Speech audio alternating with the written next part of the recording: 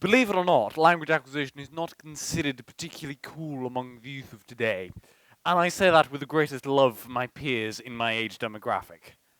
However, I shall attempt to convince you that language learning is in fact an incredibly hip and relevant pastime. We're all familiar with the cliche of disinterested students in a foreign language class in the English-speaking world learning high-performer vocabulary in subjects which they have no interest in before their first visit to France or Spain or Germany decades later. The thing is, languages other than English aren't foreign or irrelevant in English-speaking countries. Why do I say this? Because I hear them used every day. Let me put it like this. If we were to ask the question, do you speak a foreign language, we wouldn't be looking for the answer English.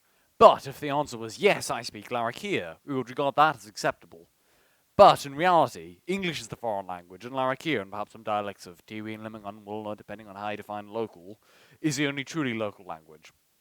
The odd thing is, we see Aboriginal people and their dialects as foreign, even though we may know on an intellectual level that this is not the case.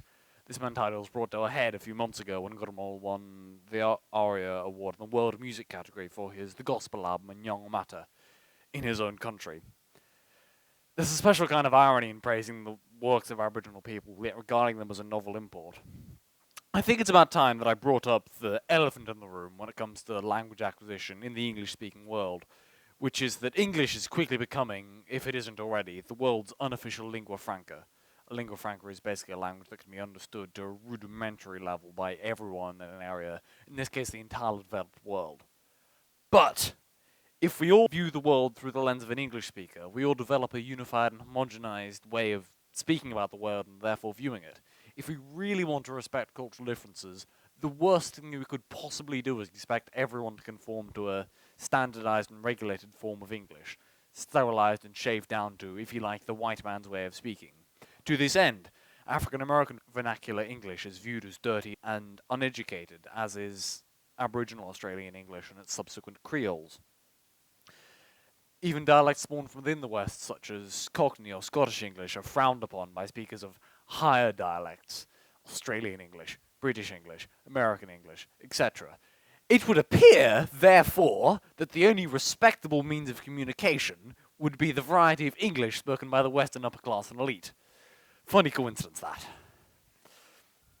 The thing about language is that it doesn't just facilitate increased cultural understanding or awareness, even though that's, great fun and all.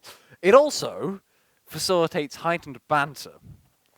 There's a kind of banter that you can't have with someone in English if it's not their first language. I recall the Nelson Mandela quote that I often hear brought up when discussing language acquisition, and the one that finished Tim Doner's much better TEDx talk about this same subject that is better than mine. If you talk to a man in his second language, that goes to his head. If you talk to a man in his first language, that goes to his heart. South African politics is also another interesting anecdote to bring up when discussing the omnipresence of English in global discourse. You see, almost all political discourse in South Africa is carried out in either English or Afrikaans, despite those not being the first language of the vast majority of South Africans. Imagine, then, if Nelson Mandela had walked into office and proclaimed, "Right, now that I am President of South Africa, all official discussion and publications shall be carried out and written exclusively in Xhosa." The West would go crazy, but we've done exactly the same thing with much less of a population to legitimately back up a decision like that. We currently don't respect languages as a culture, and the best way to change that is through the minds of the youth. I recently returned from Java. Before going to Java, I had attempted to learn the rudiments of the local language, Javanese, Bahasa Jawa. I managed to mess up and mainly learn classical Javanese, but I got along fairly well using a kind of English, Indonesian, Javanese pidgin that I worked out with the people I spoke with. I did this in about a week with nothing but a laptop and some time to kill with no teacher. It is, therefore, possible for a young person to learn at least the basics of a language with minimal effort.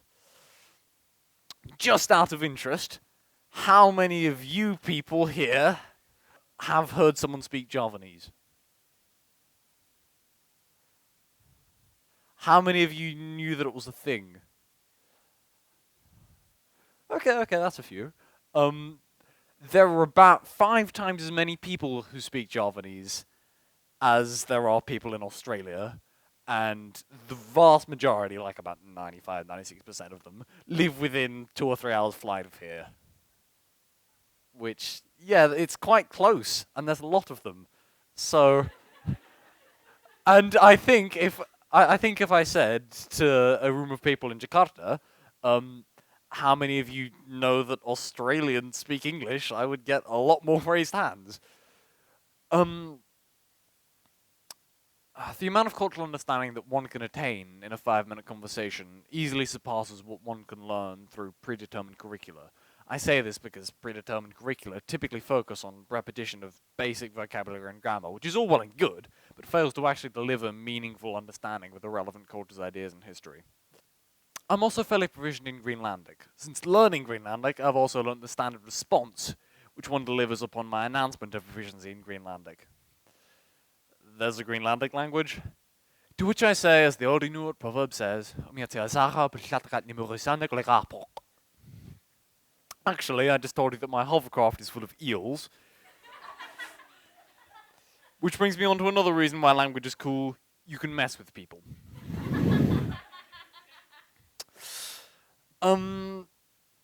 So now we come to the final piece of the puzzle. Okay, so all that's great in theory, but how could I go about actually learning a language? Well, I, as someone who doesn't really speak that many languages to an actual level, so don't take my words as meaning anything in particular, but my advice as a 15-year-old kid is, firstly, learn vocabulary that you think you will need in your life. In short, use the language that you use. It's all great to know thousands of words about grammar and the exact way to describe a sea urchin, as you will learn. But if you don't have an interest in sea urchins, that's not going to be particularly relevant, so use the language that you use. Secondly, pay attention to local custom and way of thinking. Again, it's great to know the literal translation of thousands upon thousands of words, but literal translation is a quick path to confusion and accidentally offensive phrases. Thirdly, I'm fully aware that this advice has been repeated to death to anyone who's ever tried to learn a second language, is to immerse yourself in the relevant culture's media. The media is a much better indication of how a culture operates because the people generally have a better idea of what they're doing than the governments or whoever's writing curricula. To quote Noam Chomsky, because no TEDx talk on language would be complete without a quote from old mate Noam, when we study human language, we are approaching what some might call the human essence, the distinctive qualities of human essence that are, as far as we know, unique to mankind. For that reason, language acquisition is hip and relevant, and we as youth in the West should more effectively engage with it. Thank you.